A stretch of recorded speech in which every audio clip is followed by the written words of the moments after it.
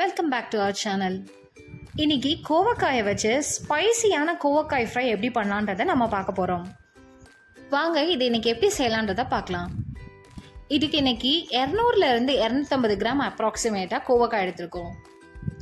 இதை சின்ன சின்னதாக வெட்டாமல் நீளமாக வெட்டி வச்சுக்கிட்டோம். அப்போ தான் பார்க்க ரொம்ப சூப்பராக இருக்கும், குட்டீஸும் விரும்பி சாப்பிடுவாங்க.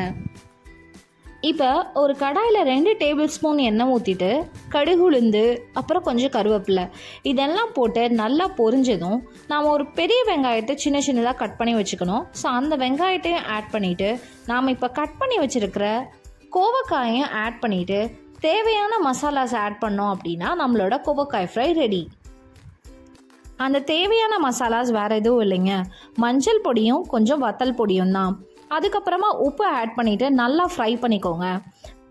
எண்டில் கொஞ்சம் ஜீரகத்தை அரைச்சி அதை தூவி விட்டு அதை ஒரு கிளறி எடுத்துட்டோம் அப்படின்னா நம்மளோட கோவக்காய் ஃப்ரை ரெடி. இந்த கோவக்காய் ஃப்ரை தயிர் சாதத்துக்கும் பால் சாதத்துக்கும் ஒரு செம்ம காம்பினேஷனாக இருக்கும். ஏன்னா நம்ம தயிர் சாதமோ பால் சாதமோ ரொம்ப சட்டிலாக இருக்கும், இந்த கோவக்காய் ஃப்ரை செம்ம ஸ்பைசியாக இருக்கும். ஸோ ரெண்டுமே வேறு லெவல் காம்பினேஷனாக இருக்கும். வீடியோ பிடிச்சிருந்தா லைக் பண்ணுங்கள், ஷேர் பண்ணுங்கள், சப்ஸ்கிரைப் பண்ணுங்கள். See you in the next video. Bye bye.